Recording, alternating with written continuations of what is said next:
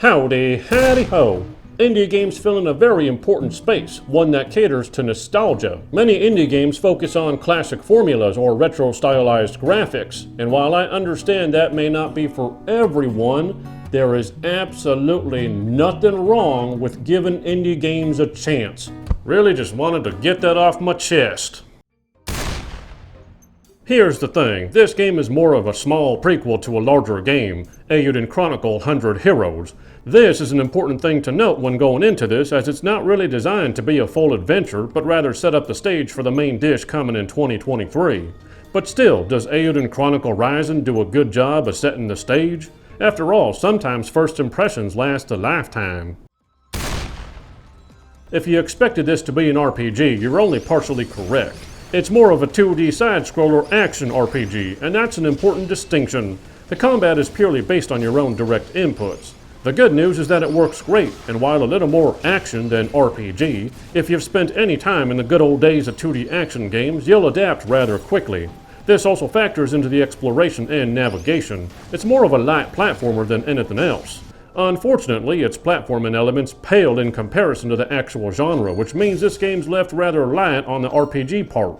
So light, in fact, that you'll only spend brief moments looking at your stats, changing gear, or even upgrading it for that matter. Not that too much time spent doing that is good either, but these are still important things to know going into this. So you have intense action combat, light platforming, and very little time spent building your characters. What's left then? Well, you might not like the answer. Side quests. Yes, I said side quests. Not the main quests, but the side quests. Just wanted to say that a third time to be clear.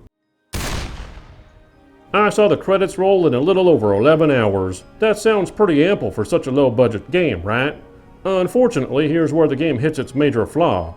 With such limited overall real estate, the game relies so heavily on side quests and backtracking that the majority of this game's content is, indeed, side quests. Those stamps at the top of your screen, each of those is a side quest, and there are 160 of them.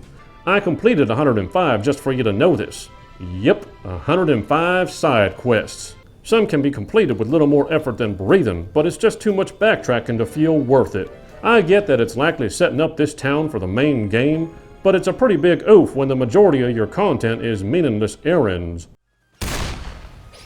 It's all good news from here, fortunately. The graphics are better than you think they are, and I found myself actually impressed by the work done on the backgrounds. For a 2D side-scroller, there's quite a lot of depth and visual flourish. Naturally, they save on the characters, which are purely 2D pixels, but it all works out rather well and ends up having just the right amount of modern and classic style combined. Could there be a little more animation in the characters? Sure, but that's a minor gripe in a clearly low-cost game, and the work on the environments more than makes up for it.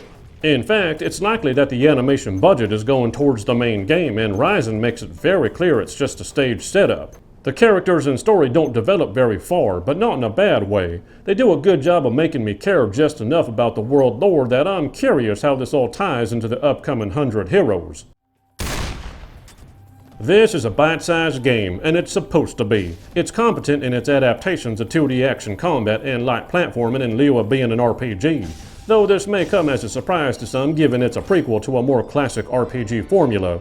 Unfortunately, it burdens itself with meaningless side quests to the point where they are instead the main dish, a ratio that really isn't favorable, but the presentation values on the other hand provide a properly balanced ratio between modern and classic. All in all, it's a good budget prequel that wisely chooses not to bite off more than it can chew because it's only here to set up for something bigger. I give Eiyuden Chronicle Rising an 8 out of 10. See you next time on the Gaming 5.